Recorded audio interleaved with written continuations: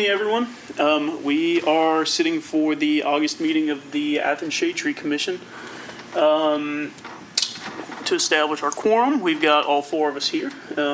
So established. Next up is the disposition of the minutes. Did you guys have a look at it? Michael, you did great again. Any notes, any changes? Motion to accept? Motion. Second? Second. All in favor? Aye. All right. So tonight we are, kind of the big order of business is to check out the Hugh White landscaping plan. So I'm going to go ahead and ask for a motion to put them up further on the agenda so we can get them up first. Motion. Second? Second. All in favor? Aye. Aye. All right, gentlemen. So we are going to talk about the Hugh White plan. I think you guys all saw they had submitted their initial planning that we sent out. We just got the updated plan. I think today it looks like the big change is that you guys are looking at retaining some of the stuff around the retention pond rather than planting in around it. So maybe do any of you want to come up here and talk a little bit about it? Are you all with Hugh White? Yes. Okay. I'm Dustin Todd with Archall Architects. Happy to talk about the project. So it's a brand new dealership. The existing land that it's going on is part gravel parking lot, part grass, and it backs up to quite a lot of woods. The update was based on some comments we received from our initial submission asking that we do not plant around the retention pond, which is why some of that was removed in response to that. Some updated information that we have since getting feedback from city staff, we had a tree survey done, information which we just got back earlier today. So at the back of the property, there are 205 trees that are 6 inches in caliber or more. And, our plan would be, and based on, shade tree and zoning requirements, to be able to use some of those to count towards our development requirement on the property. And, we're happy to answer any questions you have, or... So would that be 206 that will remain after the retention pond? Correct. Okay. So, come there next. Yeah. Yeah, absolutely. So, Just give us your name. So Mason Malcolm Planters Group, we're the civil engineers, landscape architects for the project. There will be 206 that would not be touched by development. They would Okay. remain in place somewhere around 2,000 caliber inches in total, so ranging from 6 inches to, I think the biggest one was about 28 inches. Okay. Gotcha. So one thing I did have a question on, and I don't know, I assume that, Planning Commission or Dave or someone has kind of gone through this with you, and I think I probably know, but under, I think it's 3719, which is kind of up in the air. This does require that there's that 8-foot landscaping bed between the property and the next right-of-way or the next street. I saw that they're accounted for how many trees would be in that area, but I don't see that in the plans. So did you guys discuss that with the city at all? So one of the things that we run into with these dealerships is they want visibility from the road. Mm-hmm. And I think that was part of the thing we were going to talk about tonight. Yeah, that's a big thing. It's the lot here is not a typical parking lot that you have at retail or anything like that. It's, the cars are their product. Mm-hmm. It is the retail, and it's going to be kept, nice. They want it to be nice and organized because that makes it look better. So it's something that's very different from parking lot you have from a big box store or something like that. Blocking it from view is not advantageous to the dealership because they will keep it nice, and they, like Lisa said, they do want the visibility. Gotcha. So one of my other questions is looking at the planning, that those will, 207 trees, I think. Is that what you said? It's 205. 205. That goes obviously a long ways towards, what you guys are required to have under this. One of the other questions I had is, previous to that, when the plan was still to plant in, you guys were short several, 110 trees, I think. And then in that plan, there was still kind of this big gap at that very northern piece as it goes up towards the road that is unplanted. Now I see that there's a little bit of a kind of right up there along the road where the gas line runs through. Is there a reason that outside of that there isn't any planting?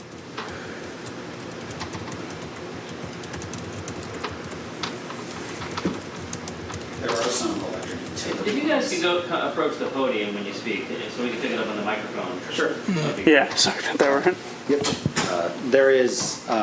There are electric utility lines that run through there as well. Okay. Across the whole front of the property along Columbus Road that go to the neighboring body shop and some of the other buildings down the road. Okay. So staying south of those is the reason that they're don't go further and closer to Columbus Road at that north corner. Gotcha. It's a little hard for us to tell from aerial imagery matching these things up. Yeah, I do have.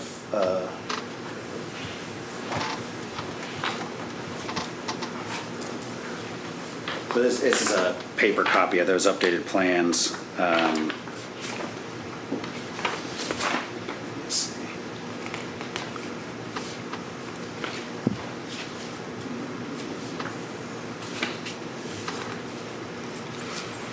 There we go. And it did not print very clearly. That's fine. I have them pulled up. You can. I think some of these I guys can look might at need his some. if they need it. There is very light gray. These Yeah, the gas- the lines coming across here. Okay. There's There, yeah. Got it. Cool. Gotcha.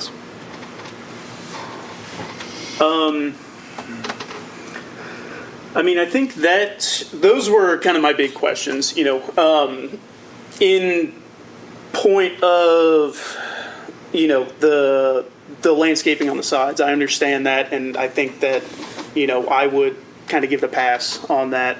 I don't know for sure. I was kind of double checking code. I don't know. I mean, I think would be more of the city's call in general rather than us to waive that. So I think if it's got to us and that's been discussed, and I think that piece of code is kind of on the chopping block already. in early discussions with David Riggs, he was in favor of kind of what we're showing here, that he, understood the importance of the visibility of the parking. Gotcha. I have a question. Can you actually see it from the road though? Because are you talking about like the road that it's actually on or Columbus Road? Because from Columbus, I don't think you can see. Some of the northern parking will be a little bit blocked by existing trees that are between Columbus Road and I can never remember the name of the road right in front. Yeah, I don't know that road's name. There is some existing landscape there that will block a little bit of that northern lot, but that's obviously off of the Hugh White property. Gotcha. So did Gene or Michael, did you guys have comments on this at all? I just had a few small things. Looking at the species list, it's clear that you guys put a lot of thought into finding native species, and I'm grateful for that. There were 2 species that I saw in there that weren't native. I was curious if you'd be open to alternatives. I have a few alternatives I could recommend, and that's specifically the Zelkova and the Katsura tree. For the Zelkova, a good replacement would be a Kentucky coffee tree or an ironwood. And for the Katsura, you could do an eastern redbud or a cottonwood as replacements for those, just to try to stick to that native theme. And we really try to make sure we're planting native trees only here in Athens. So Okay. I would appreciate coming back to that and reassessing what you guys are planting there. But other than that, I think this is great, and I'm grateful that you guys are retaining so many of the trees on the land as well. So. Yeah, and I think just practically, the city's advice that you should retain those trees rather than take them out, especially for a retention pond. That makes a lot more sense in basically every single sense. So I guess really the question now is, so looking at the code, I believe that retained trees may be counted towards that kind of at our discretion. So there is 207 trees that are being retained out of I believe 120 deficit that exists. These would be mature trees. So, I mean, I don't know. What are your guys' thoughts on substituting preservation for newly planted stuff? I'm open to it. Yeah. I'm a little confused on the numbers. So are they plus 100 trees? So they are under. With the 205? So with the 207, that's in excess of what they would need to plant. With just the plantings, I believe it's somewhere to the tune of about 110, 120 short of what the code would require, plus 207 trees retained. Yeah, I mean, on my end, I think that, mature trees and trees that are already established are going to do more ecologically than trees that are freshly planted. So I think retaining those trees as opposed to trying to plant more makes sense. So I'm open to letting this pass. Any Me other too. thoughts? All right. I think those were really the points of contention here. Does anybody else have any other questions before we move on to a vote on this? All right. Can I get a motion to approve this plan pending maybe some, we will send some results or suggestions on replacing like the Zelkova. I think probably the Campestre, I might suggest as native as well, and a Katsura tree. So just subbing non-native for native trees. Would you guys be open to that? Yes. Okay. So approval with these recommendations to them. Can I get a vote? Motion to vote. Second? Second. All in favor? Aye. All right. Thank you. Thanks. Approved, fellas. Thanks for your time. Appreciate Have a it. nice evening. You too. You as well. All right. So let's move on to Title 33 stuff. So 100 Coventry, just on time. Do you want to come up and have a talk to us? Sure. Did you get a chance to stop by and look at the setup? So I did drive by it. It was kind of a weird timing, and I was like, I don't want to go up there. It does, to me, seem like perfect spot for the Yoshino cherry. I think it'll be pretty, and I think it'll be well suited. I do think they'd be pretty. My only concern is water over the long term there, and based on that, my wife was suggesting river birches. We would like to continue to assess that and go with one of the other. I assume you're okay with both, but Yeah, either way, I think we'll be fine. I didn't think that it looked too waterlogged or like it would be getting too much. I was worried more about not enough. Oh, not water. enough. Oh, it definitely will not be No, it's not going to short be of water, I don't think, on that spot for a cherry. But, river birch, I think both of them are a fine replacement. So, did you guys have a chance to look at that? Basically, it's just, he took out Calorie pears and wants to replant Yoshino cherry, I think is the one, but Yeah. I'd be happy to approve either one, Well, honestly. yeah, and we put in, I don't know, whatever's a reasonable spacing through there. I think it suggested a spacing of every 30 feet or something like that. Yeah. 30, 40 feet, something like that. Yeah, and honestly, you could probably do 15 because those would be classified as those medium-sized trees that we dropped down to 15. But I think it would be more what makes sense for you. I don't think either of them are gonna pose a threat to the road side there or anything like that. So Cool. And so if you guys have my email from the request, I think. I think so. Let me see. If not, David Riggs has my contact information. Yeah. But if you have any other planting recommendations, if the city has ever put together a packet, that would be appreciated. If you could Yeah. send that my way. Absolutely. We're actually, I have to include the ISA planting guides for our grant application. So I'll send that over to you, and then I will also see if I can get it uploaded on the city website. Cool. Thanks so much. No problem. Thank you for your time. Sure thing. You too. So, 100 Coventry, get some new trees. The next up is the Sweet Gum on 32 Lorene Ave, I believe. So this came in, I believe, from Alan Swank. They wanted they are one of his constituents. They contacted him. He got with Dave Riggs or Andy Stone, someone. It trickled its way down to me. I was actually biking over to the library that day, so checked it out. Their main complaints were, one, that it's a sweet gum. So they are not the easiest to live around. She had a lot of concerns about the burrs that it drops, the fact that it shades out her front lawn. It is very, very, very close. It's like growing into the berm, the curb there. So it is really close to the road. She claimed that it was growing into the pipes as well. So a couple different concerns. She was also concerned that it was going to blow onto the house. So did a quick assessment. It does not seem to be really in bad health. Sweet gum are pretty hardy. It's really large. It's probably 25 plus inch diameter. And it is really tall. There were no large diseased or dead limbs over the house. There are two really pretty stout limbs that are going directly into the road. I suggested to the city that they should probably prune those. She was saying that garbage trucks and stuff can't get through there. It's probably 10, 12 feet high.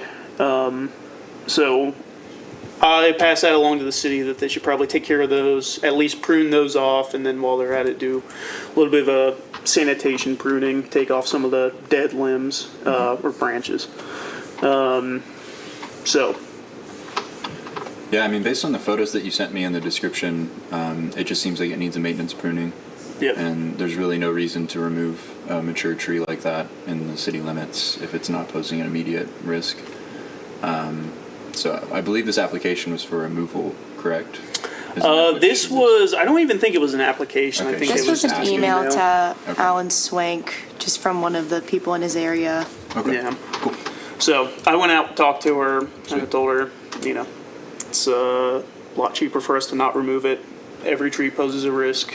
And, that since there is, kind of to help her out a little bit, since there is that clearance issue, that the city probably should take care of that. And then while they're at it, remove some of those things there was maybe like 2 or 3 dead branches that could have fallen over the house. Yeah, rereading her email, she just wants someone to do something about it. Like the branches she mentions. So I think she just wants someone to take care of it and not neglect it. Yeah. So, I mean, outside of, like you said, recommending it to the city to do something, we can't really do much right now, but I would like to do more. Yes. I would love to have the capacity to do more. So I referred it to the city. I don't know where that is. I don't think I got any response. So it's somewhere in the work orders, I'm sure. Maybe. So to another email. We are talking again about the Lincoln Pines.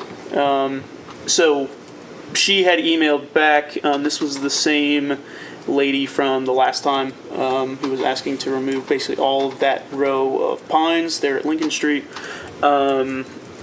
She said that, they have removed out that one that was on the corner that was dead.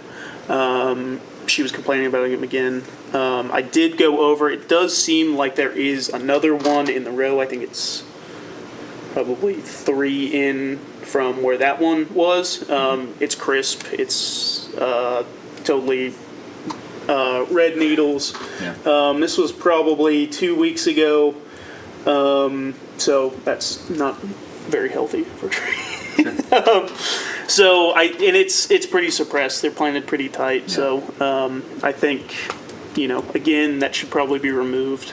I don't know. I actually don't know that I've told the city that. So maybe I should.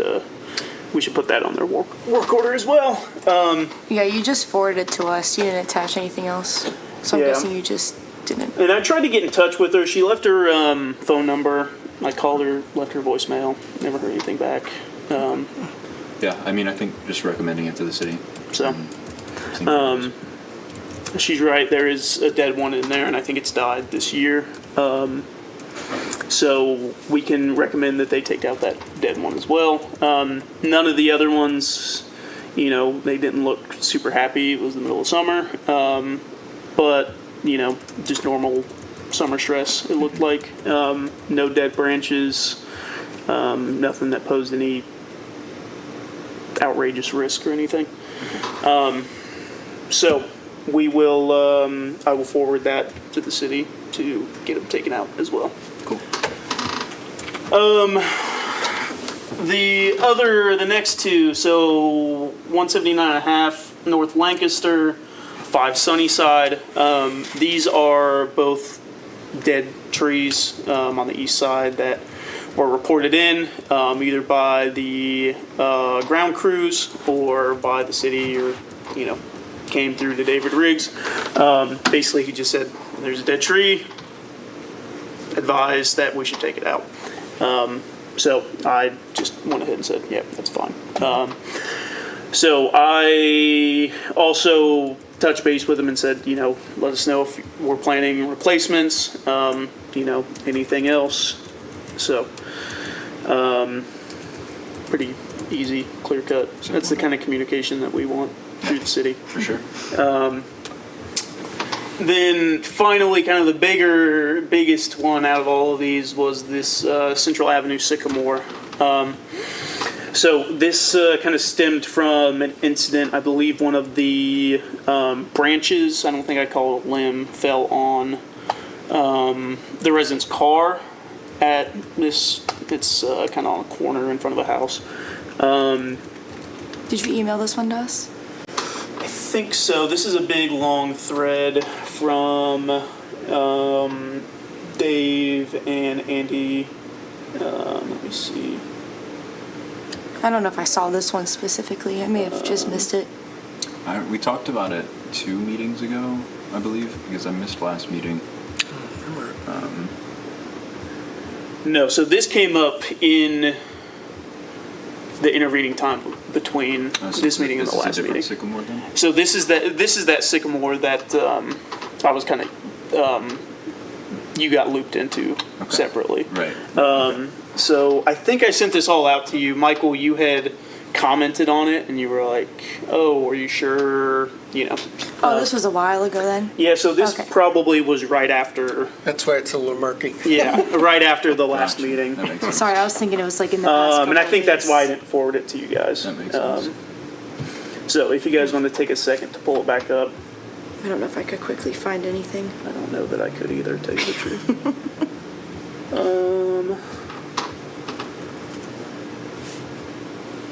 Here is something. Okay, I will forward you guys. This is the initial kind of report of it. And it has the pictures of what fell on the car, stuff like that. Oh, yeah, I don't think I saw this. So there was this that came from Dave. And then there was a separate one with a lot of the people from the city on it, kind of brainstorming what to do, basically. Let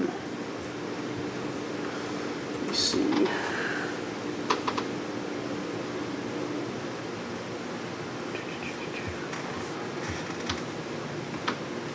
Yes, so they then asked for a removal of it. Of the whole tree? So actually, the removal had come up in the past. I believe this was basically 5 years she's been talking with the city. yeah.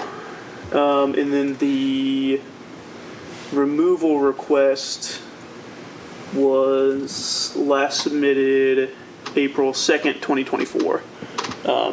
So this would have been, I think, right as I was getting on the commission.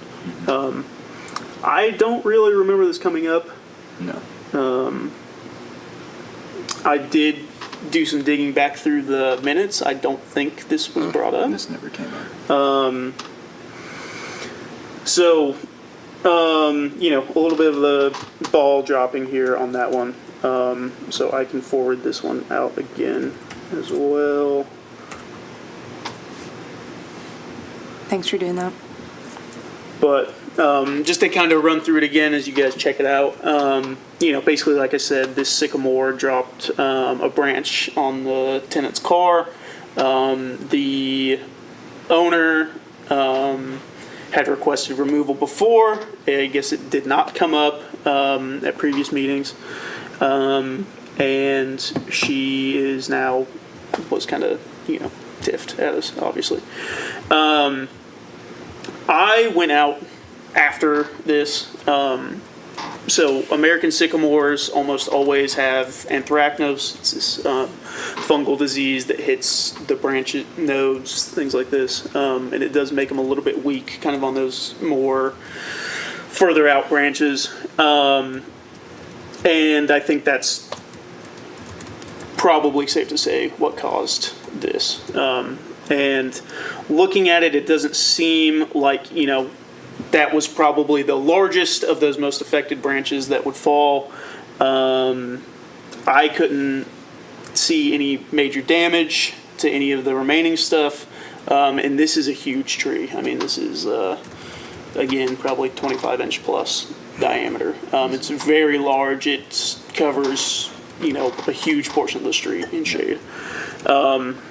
So my thought on this is that the city should have, when she requested this, done a sanitation pruning. Yeah. So remove those damaged, diseased branches and cut it back and kind of reel this in before this occurred. That, again, was what I suggested we should probably do.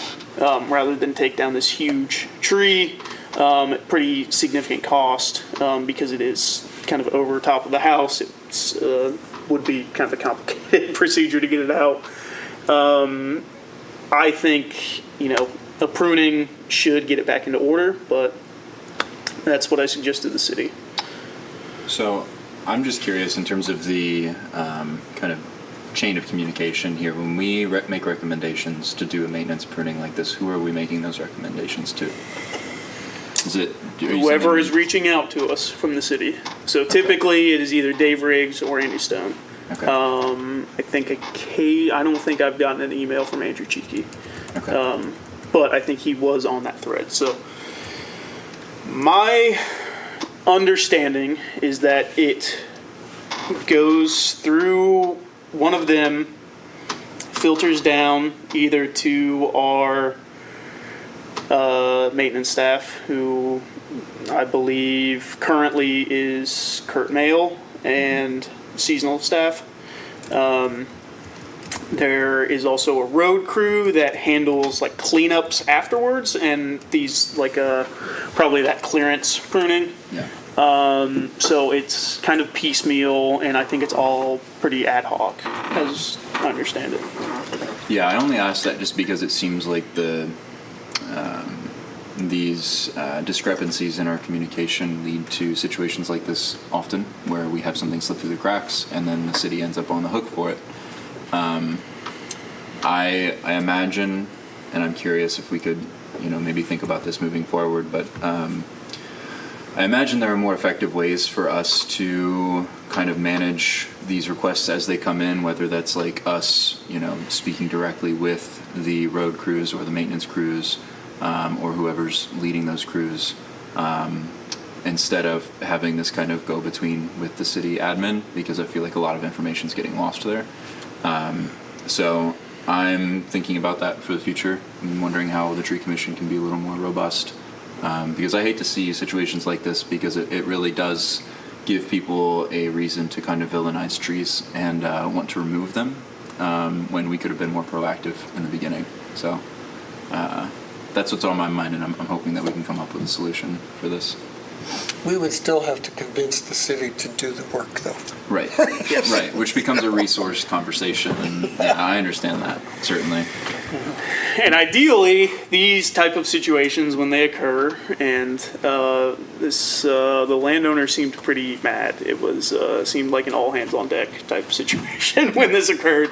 I think it's softened a little bit, but these type of like emergencies that could have been settled, with preventative care. You would think that ideally we can kind of capitalize on these and say these are the reasons that we need this better communication, which has kind of been the defining characteristic of the tree commission for a little bit.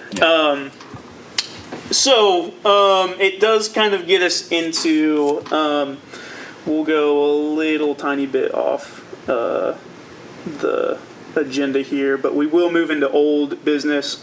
So it does kind of pertain to the code change that will be coming up. This is exactly where we left it.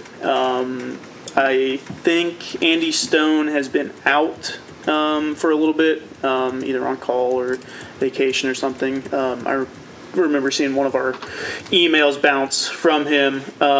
So the next step is to hash out what this change will look like for the Shade Tree Commission. The promise and understanding was that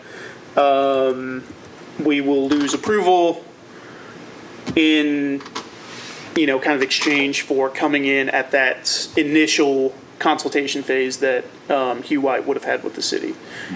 So the city will then send us that, and we will put in these initial comments rather than at the end coming in as the final approval, where a handful of switch this campestre maple for Right. sugar maple or something, is the only thing standing between them and starting on a project. So That would be all online, right? Nothing in person with discussions? yes.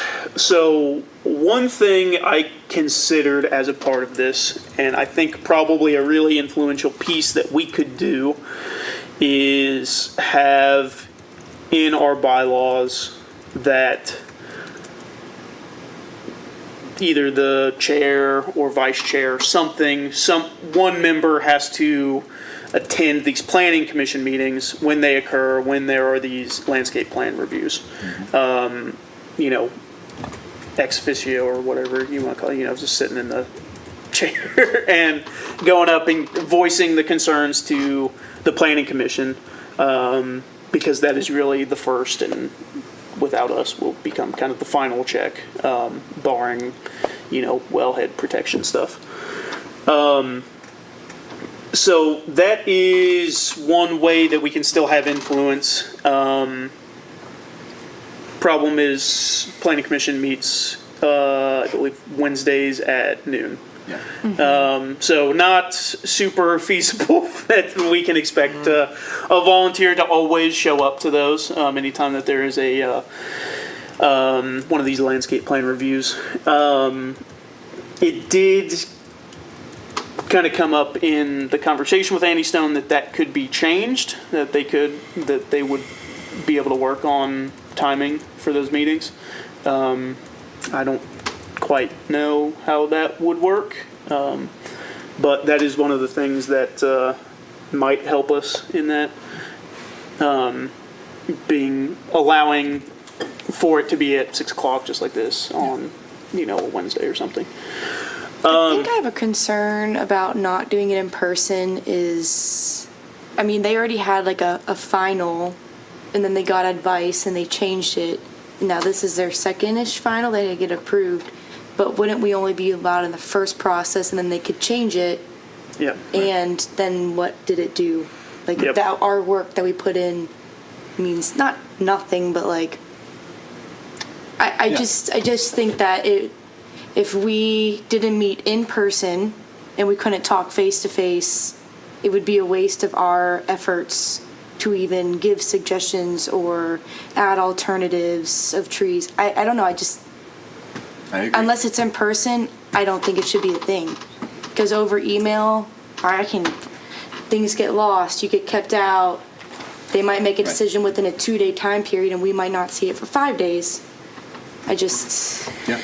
Does the planning commission review plans more than once? So if they are,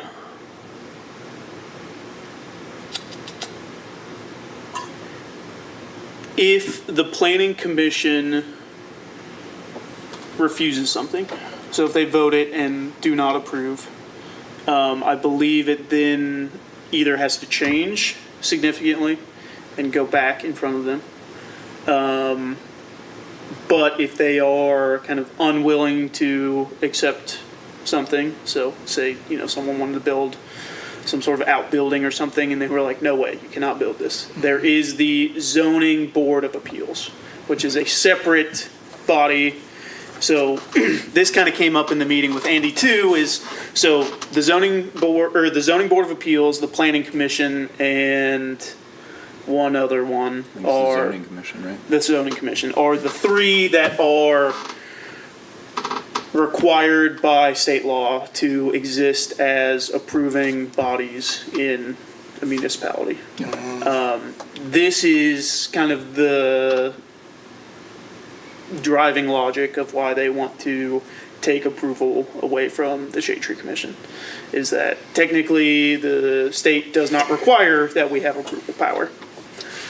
So that is kind of their hand back out to us, is that instead of this final approval power, they want to kind of informally allow us to be in on this initial consultation phase.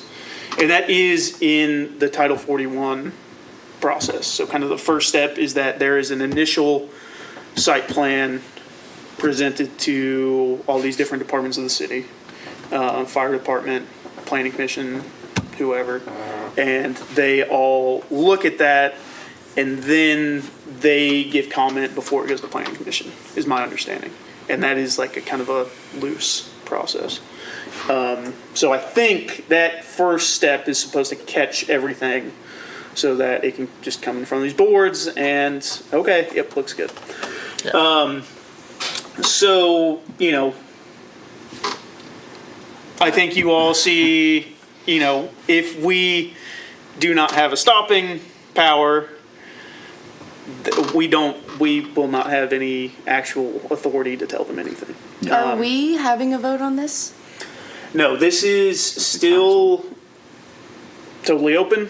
And this would go to council. This would be a proposed code change that would come from the planning commission, that would go to council, have to be read 3 times and voted on. So council's the one who would vote for us to lose our To subdivision? change that code. Yeah, so basically, this is in that 37, 41, whatever, all of the places that it says approved by this body, this body, this body, they are taking out shade tree, they're taking out in basically anywhere that isn't 37 or 32 or 33. So this is open debate still between us and the city. They want to figure out a way that they can cut out this piece of the approval process, but still maintain us. The city's view is that we are, an asset, and they want to have us, and they want to, have our comments and better the city, but they do not want potential holdups in approval. So, that's kind of the rub of it. So what is their goal is to have this presented by October to council. And I believe that is to preempt the change of city council members, so that the current members are informed and they don't have to wait for new members to get up to speed, whatever. That is their goal. We just went through a landscape plan review in 10 minutes. So I don't, my thought is that we are not that big, we're not really a thorn in the side of this approval process. We currently have a stop on these things if there is some sort of miscommunication or misplanning. It's free labor. You have 2 arborists on our commission. They don't have to pay for one. Yeah. So, we're kind of in this dance. That's what they want. I do think that there is some room to change code in general that makes us have somebody from the city at these meetings. And that's what came up in, our conversations as well, is who oversees these management things, who puts things on the work order, who do those work orders go out to, all of this stuff. So they understand that. They understand that there are a lot of limitations in the staff. This would, I think we've said it before, would be much simpler if the city had some sort of main point person for trees, or at least management, landscaping, something like that. Like I said, the current is that there is 1, I believe, grounds manager and 4 seasonal employees, and that is the people that kind of oversee these things throughout the year. So my thought is there's a huge gap there. I wanted to see with the city if we could get that 1 permanent member here at these meetings. That doesn't sound like it's on the table, that he wouldn't be open to that, is kind of what I understood. And, we've kind of gone back and forth of, that who oversees those things is fluid anyway. So I tried to see if we could get service safety commissioner or service safety director as permanent member. That was shot down. Service safety director or assistant service safety director, that was shot down as well. So really the dance here is to try to make sure that there is a constant connection to sort of admin of the who is managing and making these decisions at this commission meeting every month, and that we have some sort of insight into what is actually being planned, the work that's being done. They did seem super willing to try to either make us accounts or whatever to get into the city work order system that they have, so that we can at least see into it. I don't think that would allow us to do editing to that work order or anything, but at least we could see where things are and what is being planned and things like that. So it's all kind of up in the air. This is all pending further conversation and kind of haggling on these potential code changes with the city. So you guys can look back to the stuff that I put out and that they proposed and that we counter proposed. That's still basically where this all lies. That's where we stand with everything. Thanks for going to all that and getting all together. Yeah. So Ann Bonner is planning to meet with me soon. We were actually had plans to meet this week, and I kind of dropped the ball on meeting with her. So we still have plans to meet and kind of go over potential changes to code that could benefit us, and meet with the city once and kind of close these gaps rather than make a bigger gap in losing this approval. So, Got a few thoughts. yeah. I think first and foremost, I just want to be on the record and say that I'm deeply opposed to removing our approval authority as a commission. I think the argument for streamlining city government based on the state requirements doesn't really make sense when you hold it up to the light.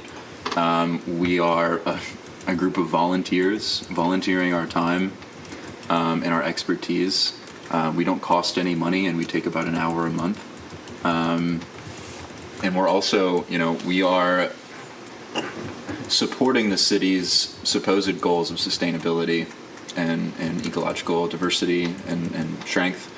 I don't see how this decision supports those sustainability goals in any way.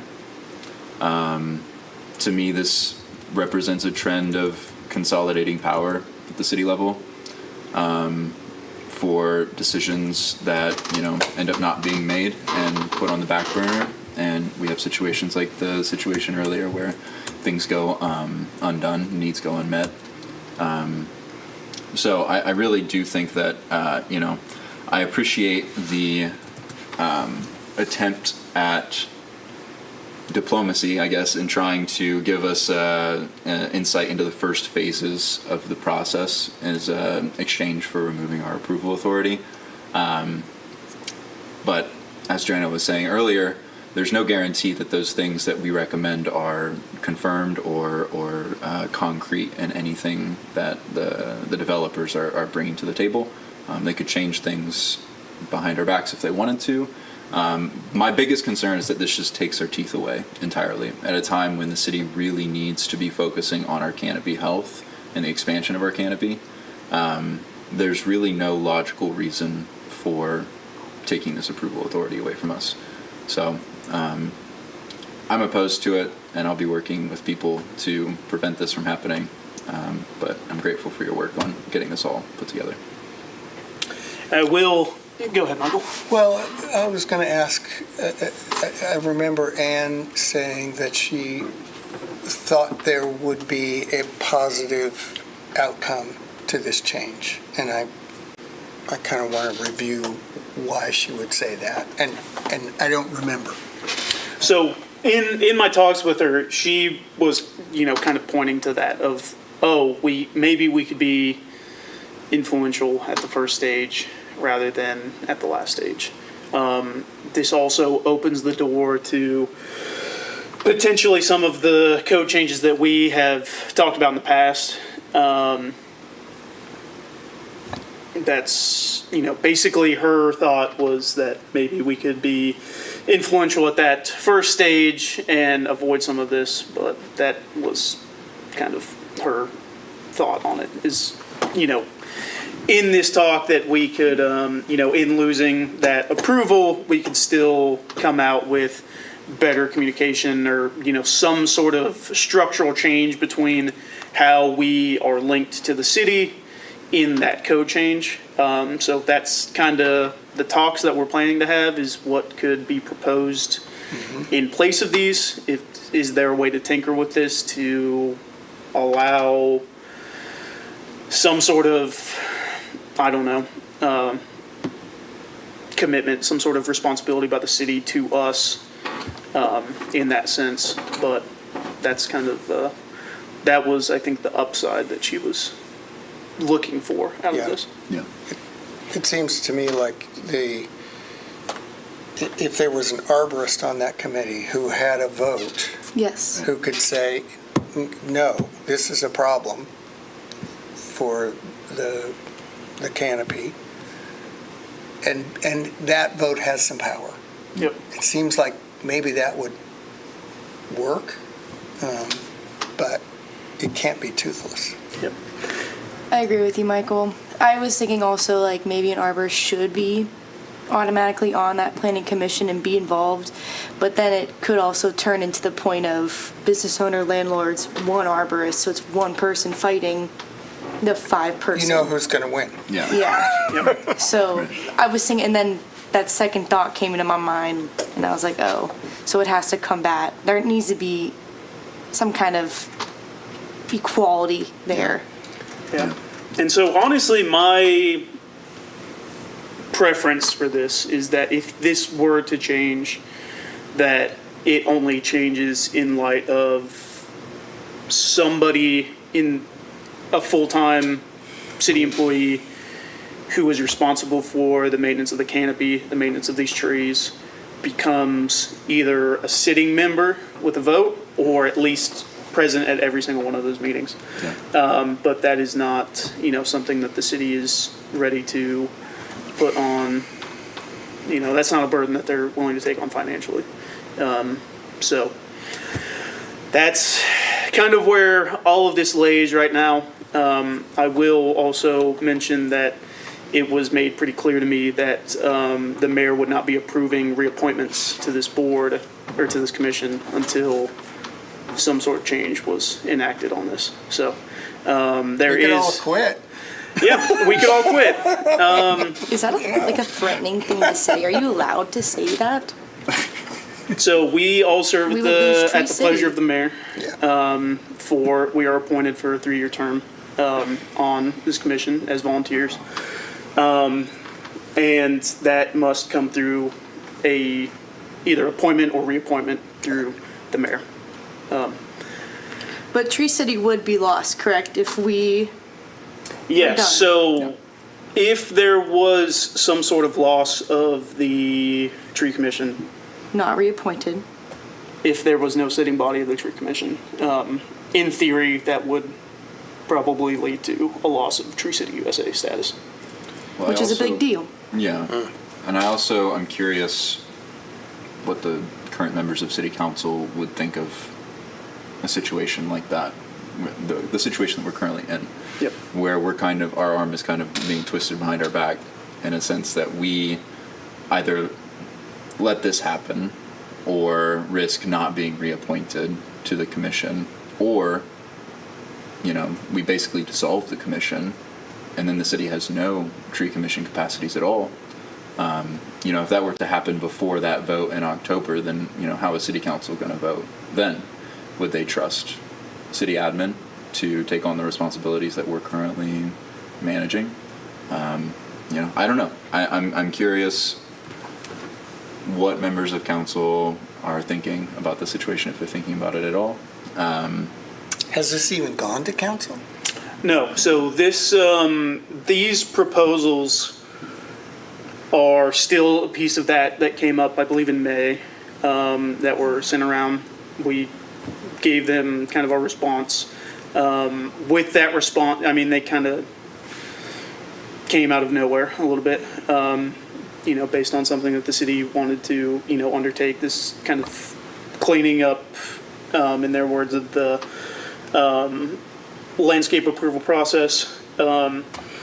So this is still a proposal. This was a proposal that they were thinking about putting to council, that can be taken up, that could then be voted on. So this was still a discussion between us and the planning commission, of what code changes do they want to make, what do those look like, and they are, pretty committed, it sounds like, to pushing forward with removing us out of basically all the 41 and 37 approval processes. I just have one more piece to say on this. In my opinion, this decision doesn't benefit anybody but the developers who are trying to build here. This shortens their timeline and makes things more efficient for them. It doesn't make things more efficient for the city. It makes us less responsive and less capable of actually taking care of our canopy. And on the piece of, what's required by the state, I recognize that, only 3 formal commissions are required by the state. I don't think that a city that, aspires to be a leader should be aspiring for the bare minimum. We have, we hold ourselves to a pretty high standard when it comes to, our green space here in Athens and our trees. And I really think it's important that we put our actions where our words are at. And this would be a step in the wrong direction. Yeah, well said. But that is, that's kind of where this all lies right now. We, still need to kind of wait to see what either planning commission wants to move ahead with to discuss, any of these code changes, because there are a lot of code changes among this. I mean, this is not the only piece that, the loss of approval power is not the only piece of that change. They were also looking at a pretty drastic reduction in the shade trees per developed square foot. They were looking at getting away with that 8-foot landscaping border between the front of a commercial building and the city, and a right of way. I do think there are ways that we could make those a little less clunky. Certainly like some of the spacing things just don't make sense. They're not right. So there are a lot of things that could be cleaned up in this. But again, a reduction in required shade trees in, hottest year on record as we move forward every single year. I don't know if that is the right way that we should be moving this. I haven't seen major pushback to how current code works. These guys came in here and, they were convinced to save 207 trees rather than plant in 10 2-inch caliper trees because of the way that this code is written. Yeah. A lot of things come out of this. The tree bank just being one, a huge help that could be used by the city in a huge number of ways to improve, manage, and sustain our urban canopy. Yeah. Something to chew on. That's where everything lies right now. It is still technically all in discussion. That has not been put forward by the Planning Commission. I don't think they have brought it back up really at all in any of their meetings, but You said October is when they're shooting to propose this to council? that was the thought, yes. So we still have some time. I haven't heard from anyone at the city or the Planning Commission on discussing this further, so. Will we be looped back in, you think? Or are we discussing it without us? They could propose it at any meeting. And as long as they want to propose it and city council wants to take it up, we could either know it watching one of the meetings or watching one of the city council meetings. But I think they will probably run it by us, but who knows? Yeah. So that's where it all lies right now. We'll see if we can get some further info on what's happening as we move along here. No Thank problem. you. So to loop back around, cover the last two things here. Arbor Day planting for November 9th. Menards has got back to us on what they can and cannot provide. We lost a couple things in variety, but I kind of expected that. So I will be going through probably next week. I will send you guys out a revised planting sheet thing. I actually lost the little sketch that I made, so we can just pretend. I will probably just be taking some of the trees that are already that they can provide and just doubling them up on top of the things that they can't provide. They do have kind of a good, they had yellowwood. I was kind of surprised at that. Sweet. Not all bad, but a little bit of a loss in species diversity there. So we can, I will send that out, and hopefully we'll have that cleared up by next week or so. And then ODNR grant. I have a question about Arbor Day. Yeah. Did we ever decide if we needed the digger or the shovels from Catherine Ann? Yeah, so I went and met with Catherine Ann at the rec center. They have the Beautifying America trailer thing that we got through some sort of grant. It has a lot of hand tools, not a huge, we're looking at planting in 30 trees, so I would assume, probably 20 volunteers. Yeah. Certainly not 20 shovels in there.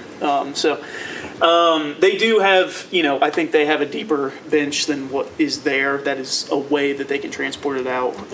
So there is probably enough hand tools that we could outfit, some of the volunteers with it. We can kind of shuffle them around or whatever. Do we want to still do that the day prior to the 8th, the 7th? Is the 8th that Saturday? Yes, the 8th is Saturday. So do we want to dig on the 7th? That way, when the volunteers are there, it's planting based. Jean, how was it when you were in that river area? So when we did that planting, they had the auger come out the day before and Okay. do all the holes. I just worry that if we do it all in that one day, we're not going to get them all planted because it's going to. I feel like it always just takes longer to do the labor part of it. Yeah. Like the I mean, heavy the digging labor. it can be intense too, depending on the size of the root ball. Yeah, and that's it's a lot to ask it's of kind of a volunteers. compacted area. Yeah, there. right. So Catherine Ann did say that we could use the auger. That is the plan, is to go out there probably that Friday. Okay. I think she said that park staff would be okay to do that, do the site prep, so we could Yeah, I think that's what they did last probably year. a little closer. We can meet with them. Maybe get some flags and flag off every 30 feet or whatever. Cool. And then have them auger in those holes. That will at least be enough site prep that we can kind of work with it the day of. Maybe scrape the sides, get them a little more bold and cylinder. And ideally, we can have the trees transported onto the bike path in front of them. They have trucks, they can go onto the sidewalk. It sounds like they can cover basically everything. They also have mulch that they will be getting. I think she said they get it in April, for spring or whatever. But I think they have a back stockpile of some that they can bring over. So she didn't make it sound like it would be. It sounds like parks can cover basically all the prep and stuff. So it'll be a little bit of hand holding, probably in the week before or whatever. But it sounds like they can handle all the site prep, and it will just be getting people there, planting them in. Are they getting the people there, like they're doing volunteers, or is that something that we? So that will be organizing? us and Arbor Day. Okay. So I talked to Mary Reed about this a little bit. Sounds like she has a pretty committed list of volunteers that will probably show up to it. She said expect 30 people. Nice. That seems a lot. So if we can get 20 people, I'll be really happy. Sweet. And then, we can have hand tools. We can double, triple people up onto trees and kind of move through. And then rain day of the next Saturday. So Okay.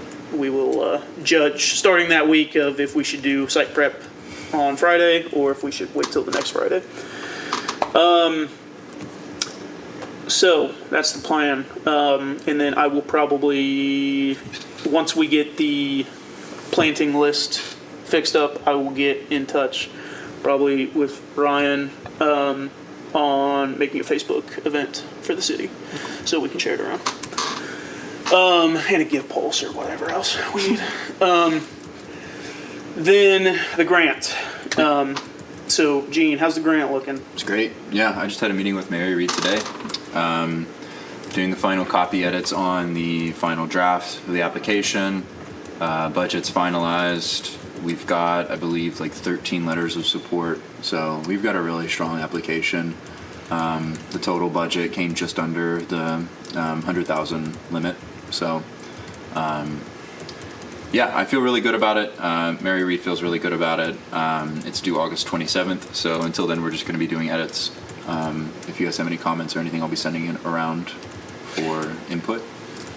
And we will need a letter of support from the Shade Tree Commission, even Yes. though we are the ones putting it forward. So I will be writing that up. Mary flagged that, I think, today, maybe Yeah. yesterday. So I will be putting that together. I'll send it around to you guys, but if you're okay with that, we'll move forward. Maybe we should get a vote on it. Two thinks we should put a letter of support in for the grant. Like to motion to vote. Motion, second? All in favor? Aye. All right. Well, there we go. Thanks, guys. So I think that's everything. Any thoughts? Anything else anyone wants to bring up? Nothing from me. All right. Motion to adjourn. Motion. Second. Second. All in favor? Aye. Aye. All right. See you next month.